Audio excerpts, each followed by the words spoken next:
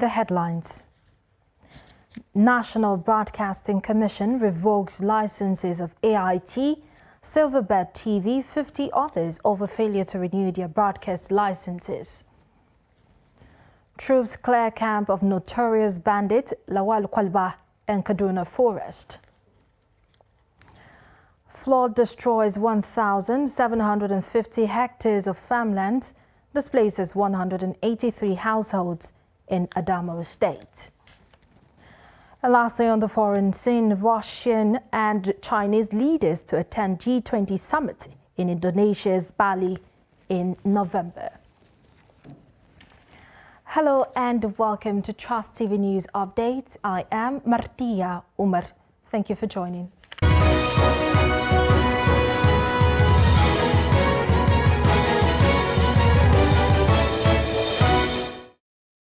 Now the news in detail. The National Broadcasting Commission (NBC) has revoked the broadcast licenses of Silverbird TV, AIT, Ray Power FM and Rhythm FM, amongst others, a failure to renew their broadcast licenses amounting to 2.66 billion naira. The Director General NBC, Balarabe Shehu Leila, made the disclosure during a press conference at the Commission's headquarters in Abuja. The report.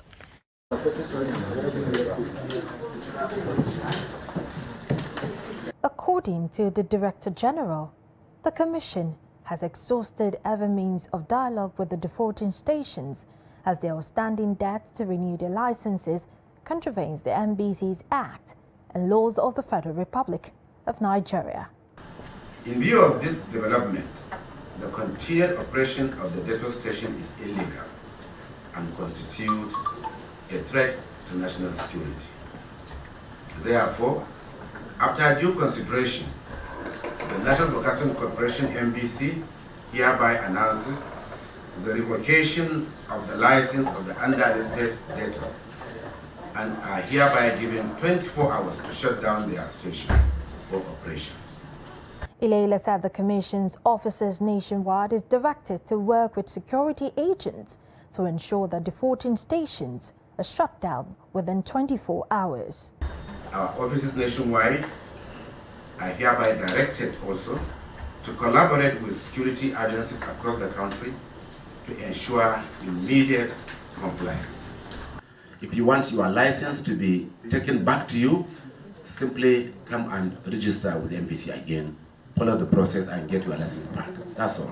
The Commission also called on Internet Protocol Television to register appropriately, while stressing that this action of the Commission has no political undertone. Martia Umar, Trust TV News, Abuja. And troops of Operation Forest Sanity involved in the ongoing military operation in Kaduna State have destroyed the camp belonging to notorious bandit Lawal Kwalba, located inside a forest at Rafindoa in Chokun local government area of the state. According to the Kaduna State Commissioner for Internal Security and Home Affairs, Samuel Aruwan, the troops conducted a patrol to the location following actionable intelligence. He said that the troops, after clearing the camp, recovered some batteries and 27 bags of fertilizers suspected to be used by bandits for manufacturing of improvised explosive devices. One motorcycle and 2 mobile phones were recovered as the bandits took to their heels before the troops' arrival. The troops, according to the commissioner, extended the search a short distance from the camp and made some arrests while investigations are ongoing on the intercepted suspects. Nigeria, like other emerging economies, is confronted by a myriad of challenges that are crippling its development. In this report, Trust TV correspondent examines Nigeria as a state struggling to stand. Take a look. Nigeria's population has hit more than 216 million, leaving the country open to economic implications which have impacted negatively on all aspects of society. It can be argued that economic imbalance have led to security challenges which have thrown the country into turmoil.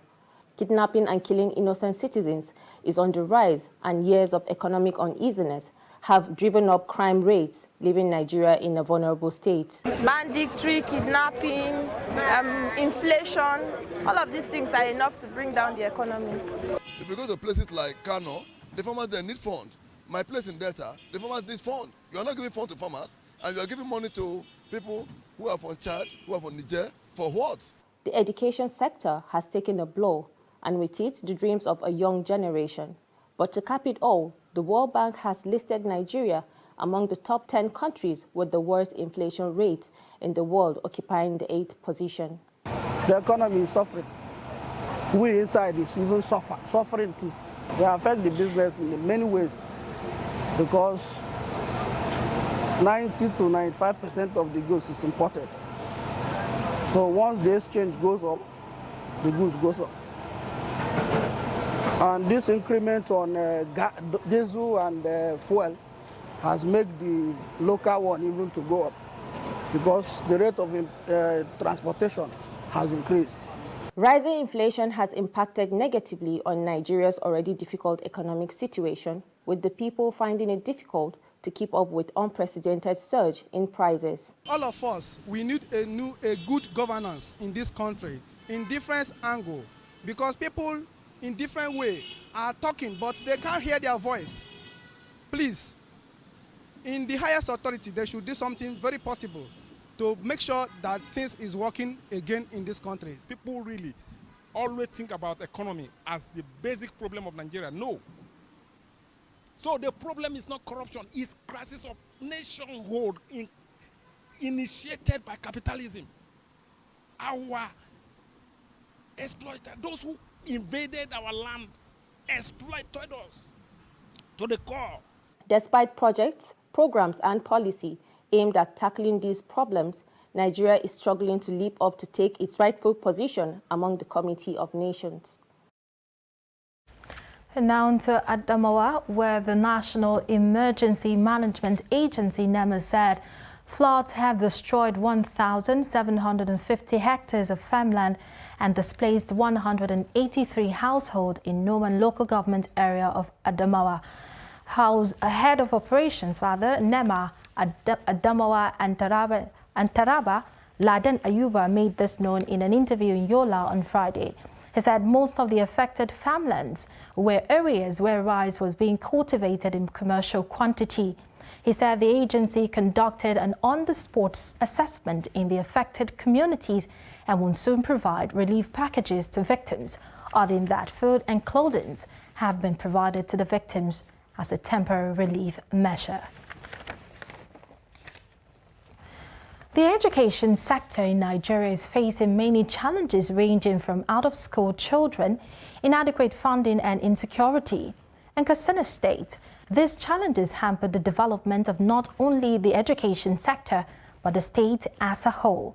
Abdullahi Yamadi takes a look at how the out-of-school children phenomenon has impeded the state's quest to have better education for all. One of the fundamental sectors that ensures the development of any country is education.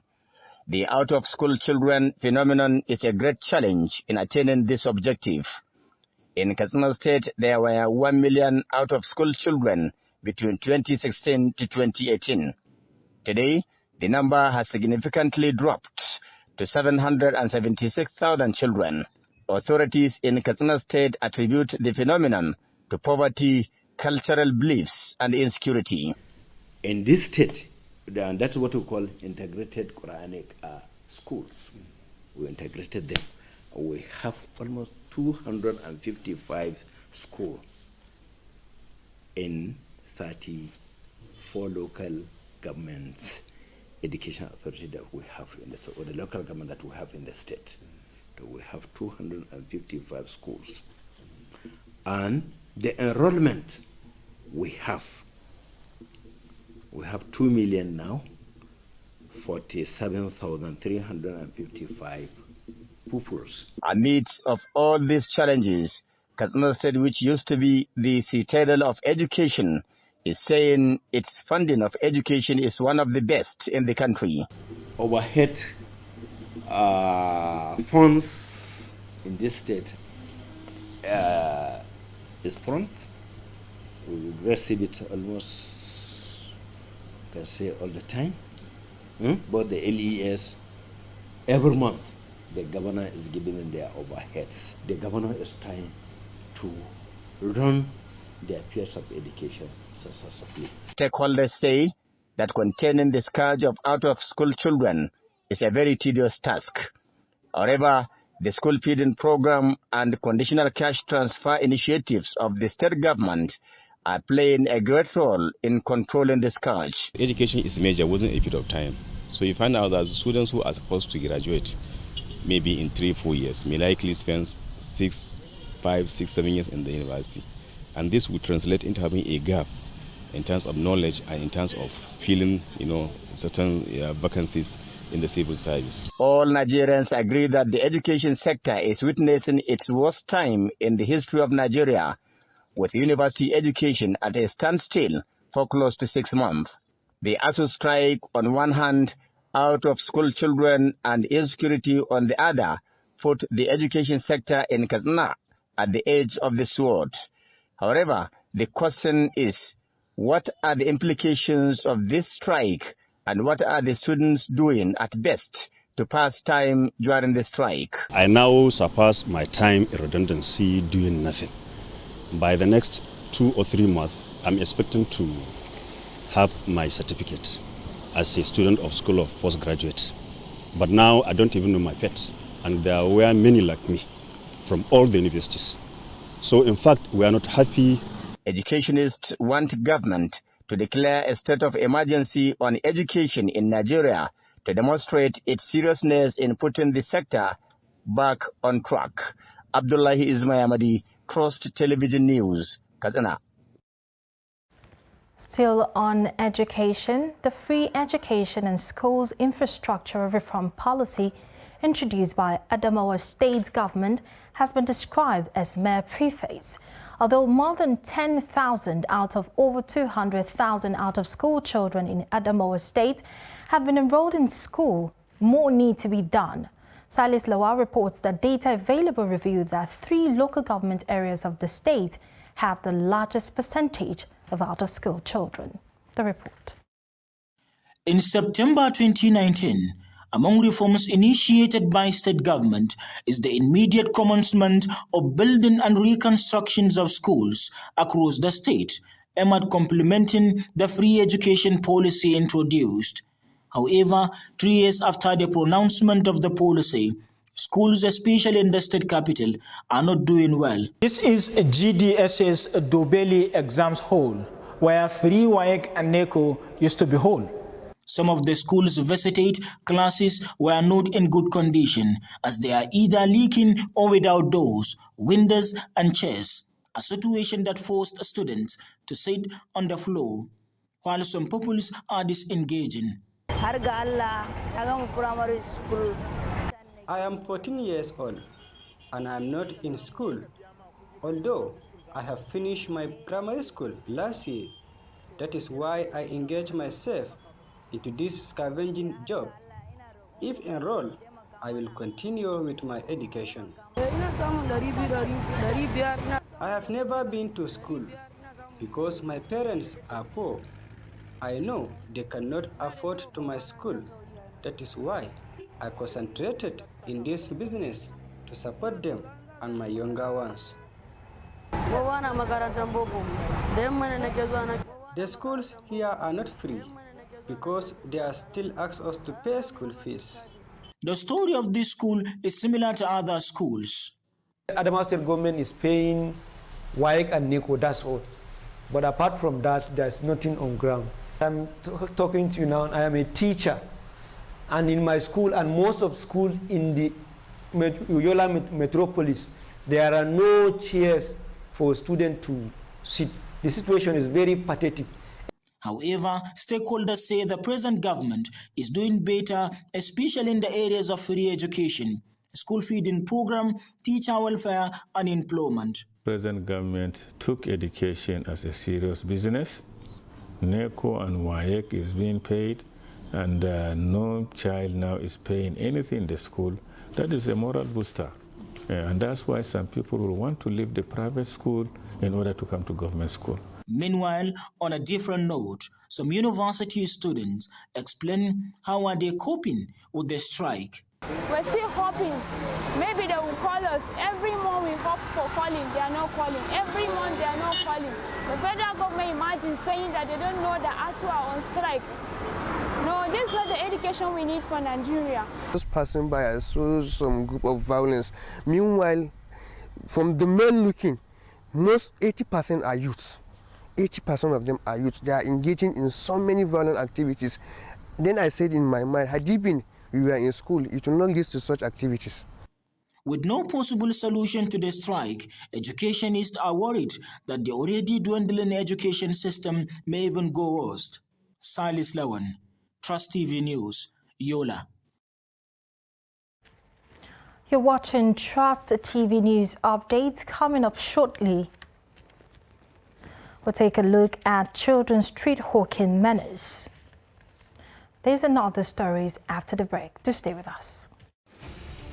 As the 2023 elections draw near, remember, evil prospers when good men and women only wish for peace, but never take a step to make peaceful elections happen. Are you a father? Are you a mother?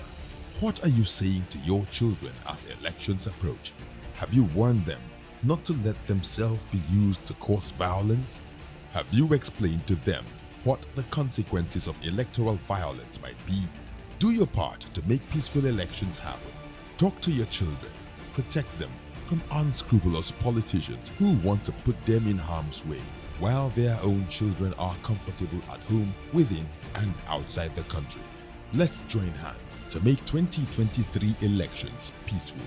This message is from the National Orientation Agency, NOAA.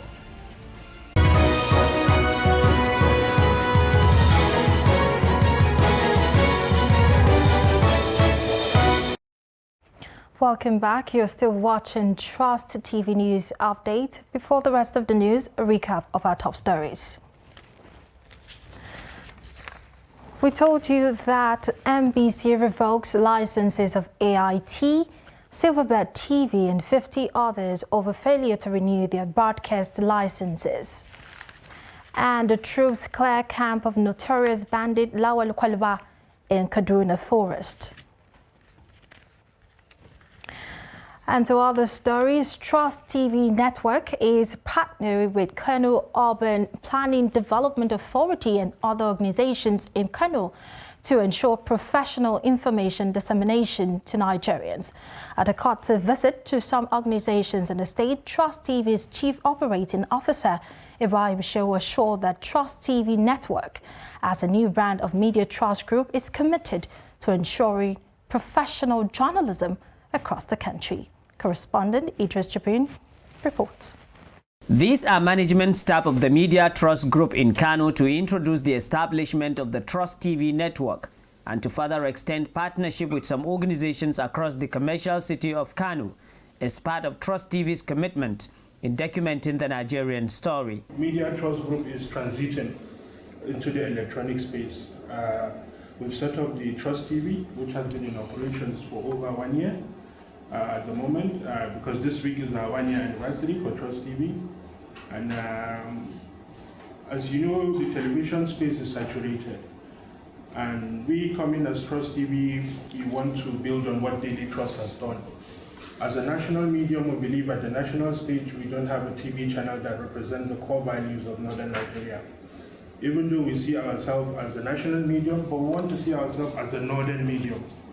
We want to tell the stories of the North, we want to tell the stories and aspirations of our people, but also we want to add to the national conversations.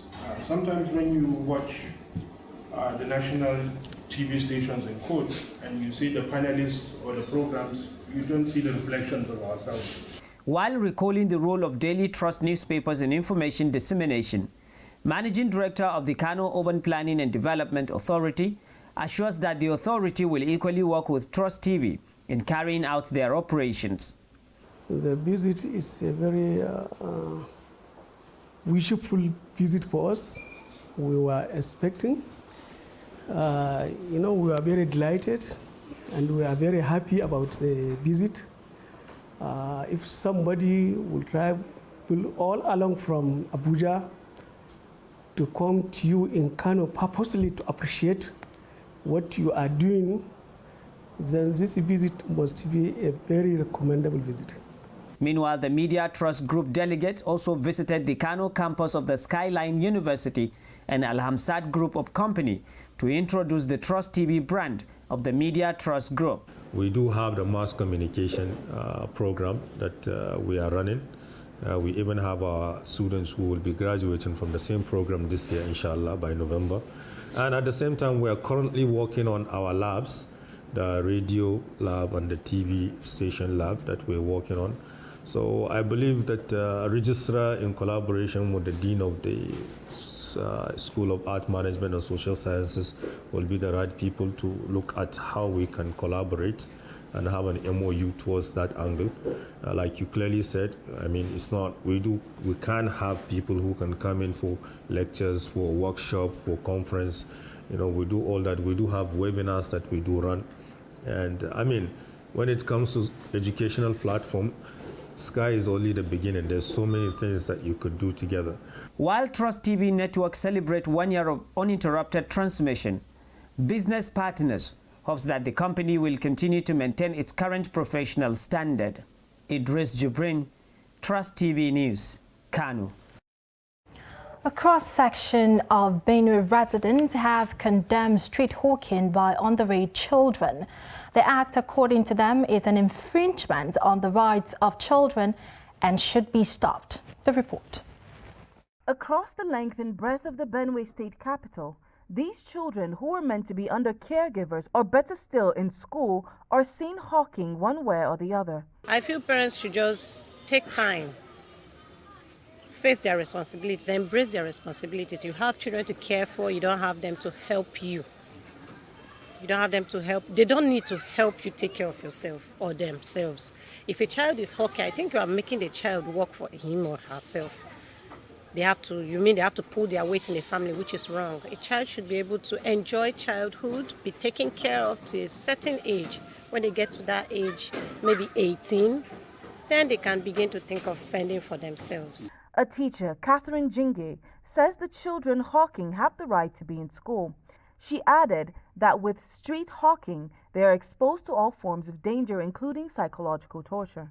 While their children, other children are in school, those children too have the right to be in school.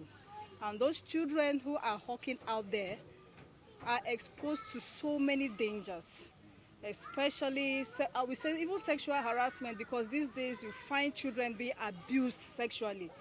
And those children who are out there, they join bad gangs, some go into drugs, and some certain, even psychologically, it affects them. With the commencement of the political campaigns ahead of 2023 just days away, some fear that these kids could easily be targets for kidnappers and ritualists. It's not good. One, as a parent, it is good for us to send our children to school so that they can get the education. Secondly, small children, if we just allow them selling on the street, somebody can even kidnap them. With poverty on the rise, the number of underage children hawking in Benue State has increased. For now, many believe that relevant agencies of government should invoke the provisions of the Child's Right Law or come up with other regulations to stem the trend. In business news, the International Air Transport Association, IATA, has expressed disappointment in the Nigerian government over the amount of airline money blocked from repatriation. IATA said the amount blocked by the Nigerian government has grown to $464 million in July. IATA, in a statement by its regional vice president for Africa and the Middle East, Kamil Alawadi, on Thursday took a swipe at the federal government for continually denying the airlines the right to repatriate the funds back to their home countries. IATA's leadership at its recent annual general meeting in Doha, Qatar, lamented how the inability of airlines to repatriate their funds had affected their operational cost. And on the foreign scene, Chinese President Xi Jinping and Russian President Vladimir Putin will both attend the G20 summit in Indonesia, according to Indonesian President Joko Widodo, who will host this year's gathering. The 17th G20 Heads of State and Government Summit will take place in November on the Indonesian resort island of Bali.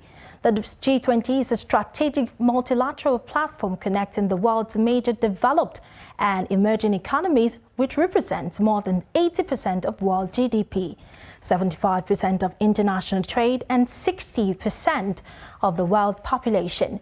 The members of the G20 are Argentina, Australia, Brazil, Canada, China, France, Germany, India, and Indonesia. Others are Italy, Japan, Republic of Korea, Mexico, Russia, Saudi Arabia, South Africa, Turkey, and the United Kingdom.